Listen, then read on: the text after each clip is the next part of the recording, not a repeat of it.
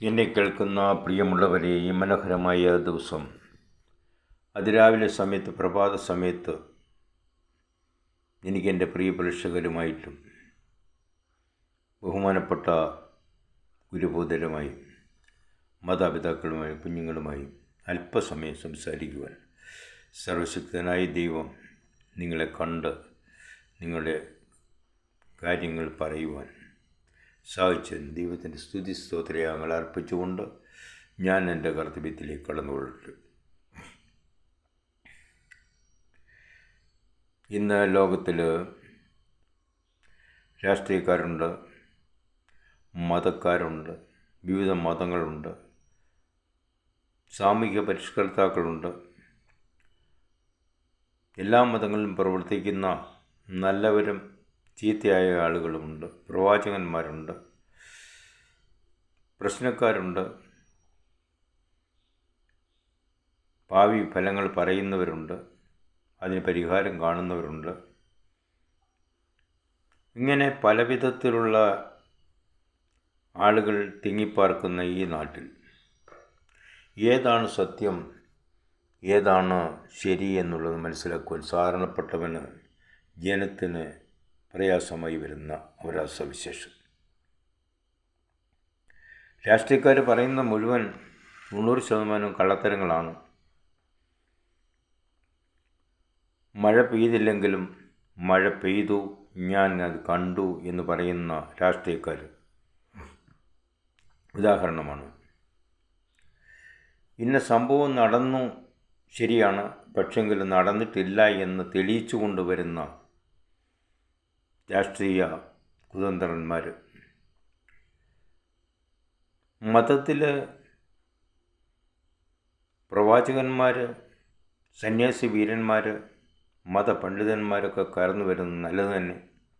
പക്ഷേ അവർ പറയുന്ന പ്രവചനങ്ങൾ, അവർ പറയുന്ന വാക്കുകൾ പലപ്പോഴും കള്ളത്തരങ്ങളായിരിക്കും എന്നുള്ളത് നാം പലപ്പോഴും മനസ്സിലാക്കേണ്ടതാണ്.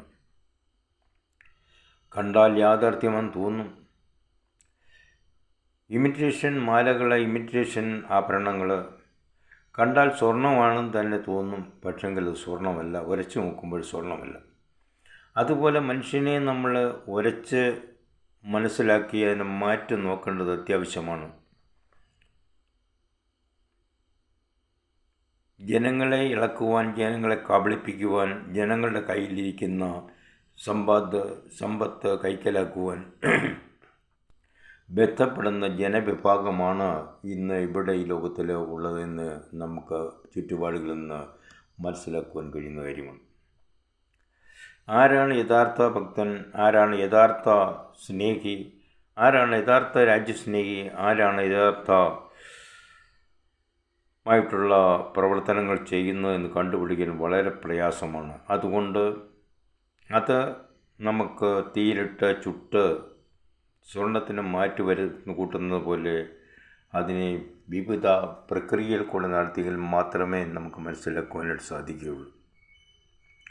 ചിരിച്ചുകൊണ്ട്, കളിച്ചുകൊണ്ട്, നല്ല വാക്കുകൾ പറഞ്ഞുകൊണ്ട് നമ്മുടെ വോട്ടുകൾ വാങ്ങിച്ച് ജയിക്കുന്ന നമ്മുടെ ജനപ്രതിനിധികൾ ഭരണം കിട്ടിക്കഴിയുമ്പോൾ, അല്ലെങ്കിൽ അധികാരസ്ഥാനത്ത് എത്തിക്കഴിയുമ്പോൾ ജനങ്ങൾക്ക് വിരുദ്ധമായി പ്രവർത്തിക്കുന്ന പ്രവണത നാം കാണാറുണ്ട്. മതത്തിലും ഇതുതന്നെയാണ് നടക്കുന്നത്. മതം മനുഷ്യനെ മത്തുപിടിപ്പിക്കുന്നു. അതിൻ്റെ മുതലെടുക്കുവാനായിട്ട് ഒരു പറ്റം ആളുകൾ പ്രവാചകന്മാരാണ്, പണ്ഡിതന്മാരാണ്, ഞങ്ങൾ സിദ്ധന്മാരാണ് എന്ന് പറഞ്ഞുകൊണ്ട് ജനങ്ങളെ കബളിപ്പിക്കുവാനായി ഇറങ്ങിത്തിരിക്കുന്ന ഒരു പറ്റം ആളുകളുടെ പുറകെ പോകുവാൻ സാധാരണ ജനവും, ബുദ്ധിമാനായ ജനവും, പണ്ഡിതന്മാരും ഇറങ്ങിത്തിരിക്കുന്ന അവസ്ഥാവിശേഷം നമുക്ക് കാണുന്നുണ്ട്. മരീചിക അല്ലെങ്കിൽ മണലാരണ്യത്തിൽ സൂര്യപ്രകാശം അടിക്കുമ്പോൾ വെള്ളമുണ്ട് എന്ന് തോന്നത്തക്കവണ്ണം അതിൻ്റെ ചലനങ്ങൾ നാം കാണുമ്പോൾ അവിടെ വെള്ളമില്ല എന്നുള്ളത് നാം മനസ്സിലാക്കണം. മൃഗങ്ങൾ വെള്ളം കുടിക്കുവാനായിട്ട്, ജനങ്ങൾ വെള്ളം കുടിക്കുവാനായിട്ട്, ജീവജാലങ്ങൾ വെള്ളം കുടിക്കുവാനായിട്ട് അതിലേക്ക് ഓടിച്ചെല്ലുമ്പോൾ അവിടെ ജലം കാണത്തില്ല. ദൂരെ നിന്ന് നോക്കിയാൽ ജലമുണ്ട്, ജലപ്രളയമാണ്, അല്ലെങ്കിൽ സമുദ്രം പോലെ അല്ല തടാകം പോലെ ഉണ്ട് എന്നുള്ളത് മനസ്സിലാക്കും. അത് നാം തിരിച്ചറിയണം. എങ്ങനെ തിരിച്ചറിയും? വലിയ പ്രയാസമാണ്. ഒരു മനുഷ്യൻ്റെ മനസ്സിരിപ്പ് അറിയണമെങ്കിൽ ആ മനുഷ്യനോട് ക്രൂരമായി സംസാരിച്ചെങ്കിൽ മാത്രമേ നമുക്ക് മനസ്സിലാക്കുവാനായിട്ട് സാധിക്കുകയുള്ളൂ. ഞാൻ ഈ അടുത്ത സമയത്ത് ഒരു മതപണ്ഡിതനായ വ്യക്തി, മതത്തിൽ അടിയുറച്ച് വിശ്വസിക്കുകയും അതനുസരിച്ച് ജീവിക്കുകയും ചെയ്ത വ്യക്തിയോട് ഞാൻ ഒരു ആവശ്യം പറഞ്ഞപ്പോൾ അദ്ദേഹം വളരെ പോസിറ്റീവായിട്ട് നല്ല ഗുണമായിട്ട് സംസാരിച്ചു. എന്നാൽ ഞാൻ അതിനിടയ്ക്ക് ഒരു ചെറിയ കൊളുത്തി ഒരു വാചകം പറഞ്ഞപ്പോൾ അദ്ദേഹത്തിൻ്റെ തനിനിറം വെളിപ്പെട്ടു വരുന്നതായിട്ട് കാണുവാൻ കഴിയും. ഇതിലാണ് മനുഷ്യജീവിതം, വ്യക്തിജീവിതങ്ങളെന്ന് കാണുവാൻ കഴിയും. ഒരു പുരോഹിത ശ്രേഷ്ഠന്മാരായാലും മതപണ്ഡിതന്മാരായാലും പൂജാരികളായാലും രാഷ്ട്രീയക്കാരായാലും തത്വജ്ഞാനികളായാലും തത്വചിന്തകരായാലും അവരെ ഉരച്ചു നോക്കിയെങ്കിൽ മാത്രമേ അവരുടെ വിശേഷതകൾ മനസ്സിലാക്കുവാൻ സാധിക്കുകയുള്ളൂ എന്ന് നാം മനസ്സിലാക്കണം. അതുകൊണ്ട് നമ്മൾ ഈ ലോകത്ത് ജീവിക്കുമ്പോൾ വളരെ സൂക്ഷ്മത്തോടും വളരെ ആദരവോടും വളരെ ജ്ഞാനത്തോടും ജീവിക്കേണ്ടത് അത്യാവശ്യമാണ്. പല രീതിയിലുള്ള മനുഷ്യർ, പല രീതിയിലുള്ള സ്വഭാവമുള്ള ആളുകൾ നല്ലവരായി അണിഞ്ഞ ചെന്നായ്ക്കളെപ്പോലെ നമ്മുടെ അടുത്തേക്ക് കടന്നു വരും. പക്ഷേ അവരെ മാറ്റിവെച്ച് നോക്കിയെങ്കിൽ മാത്രമേ അവരുടെ തനി സ്വഭാവം മനസ്സിലാക്കുവാനായിട്ട് സാധിക്കുള്ളൂ. അതുകൊണ്ട് ഈ ലോകത്ത് ജീവിക്കുമ്പോൾ നമ്മളാൽ കഴിയുന്ന നന്മ മറ്റുള്ളവർക്ക് ചെയ്തുകൊണ്ട്, രാഷ്ട്രത്തിന് ചെയ്തുകൊണ്ട്, ജനസേവനം ചെയ്ത് ഈശ്വര വിശ്വാസത്തിൽ, ദൈവവിശ്വാസത്തിൽ കടന്നു പോകാൻ, ജീവിക്കുവാൻ നമുക്കിടയാക്കട്ടെ.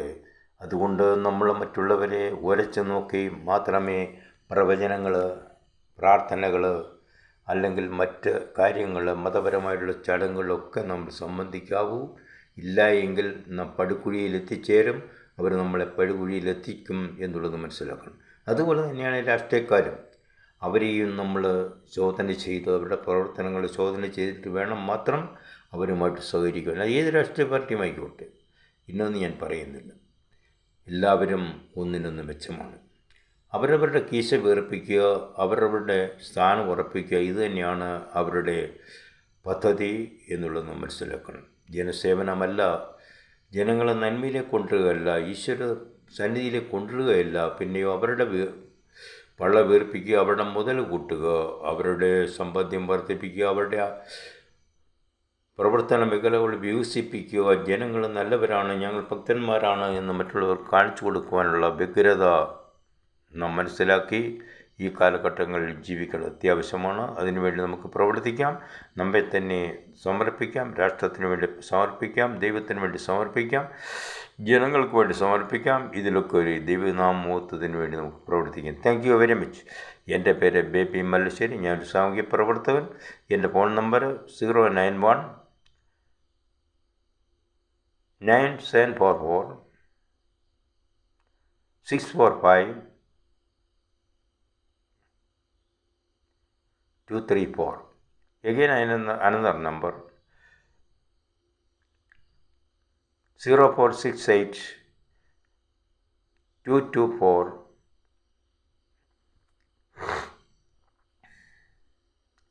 8550. Another number 091 6238 290 270. If you like, you call as early as possible. Thank you very much.